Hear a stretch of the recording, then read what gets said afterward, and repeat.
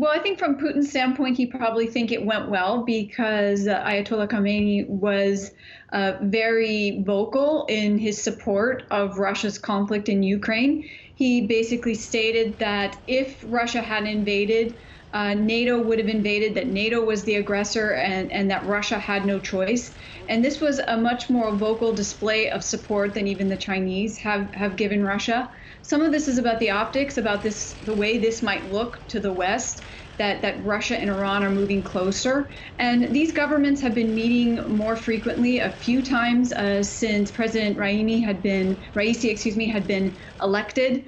And though this is a relationship that is really honestly mostly about just convenience and necessity, they're trying to show that they are very supportive of one another, and they're going to be a united front against the West. It is interesting, though, Turkey is a NATO member, and he kept Putin waiting, this big strong man waiting for several minutes. Which, do you think that diminished him in terms of his stature? Well, Erdogan does not want to play second fiddle to anyone. I think that Turkey has been trying to assert itself, that it is independent in many ways, though it is a NATO member. Erdogan had said that they might launch another incursion into the north to deal with what they refer to as terrorists. This is something that the Iranian government and the Russian government do not want Erdogan to do, but Erdogan refused to back down.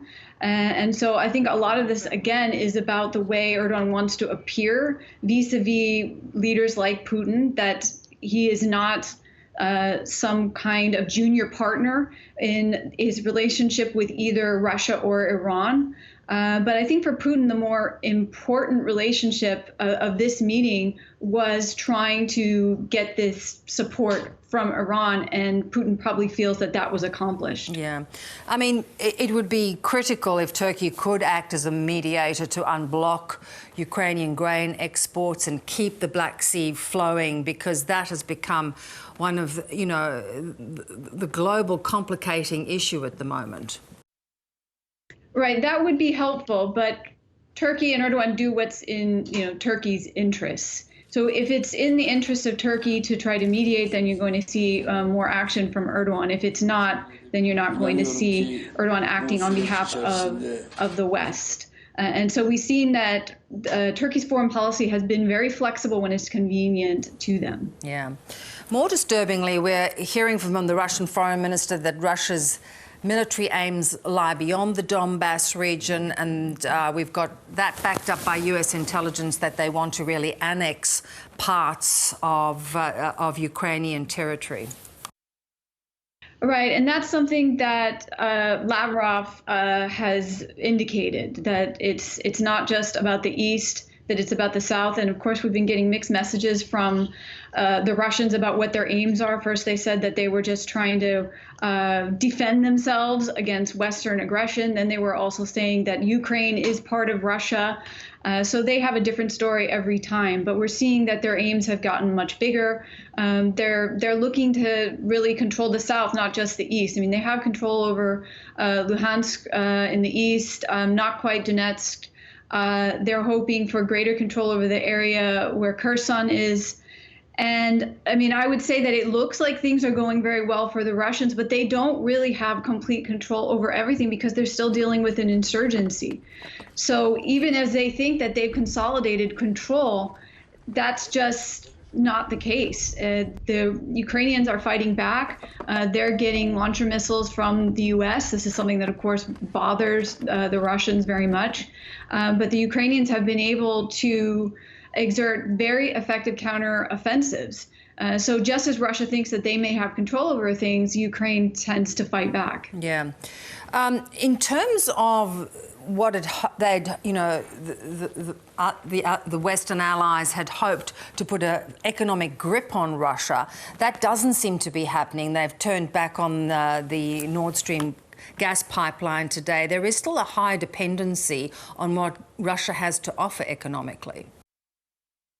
Right, and that's been something that was difficult to predict how this was going to go, because these were definitely the most comprehensive sanctions that we've ever seen on any country. Russia is by far the most sanctioned country in the world by a lot. But in the end, it didn't strangle the economy like we thought it would, because the EU gives Russia 800 million per day just in some of these energy products that they sell.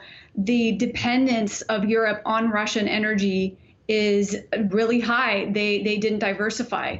And so this isn't an easy fix. They're trying to reduce their dependence, but this is something that takes time. And they're obviously looking to the future in the winter when those needs are going to go up and multiply. And that's why Zelensky, the Ukrainian president, was saying we need to get this conflict over by then, because of the needs are going to be so desperate for Russian energy products. Natasha, can you see this conflict becoming one that is entrenched as Russia tries to make inroads and Ukraine fights back, and then sort of in a parallel universe, economic forces continue to sort of almost normalise, because there are so many things that the world is dependent on Russia for? Right. So the way I see it playing out is we're just going to be seeing this conflict going on for at least a decade, where there will be an insurgency fighting against the Russians indefinitely, because Russia doesn't have legitimacy there. It's not welcomed in many parts of Ukraine that it is taking control. And you're right, there will be sort of a normalization of what's taking place here as countries, they need Russian products. And it's very difficult to isolate a country that is so abundant in natural resources that we need. Now, I think Russia is going to continue to be very sanctioned. I don't think we're going to reduce the sanctions that we have on Russia. It's going to make it very difficult for the economy to grow in Russia, as the sanctions previously did before the Russian invasion of Ukraine in 2022.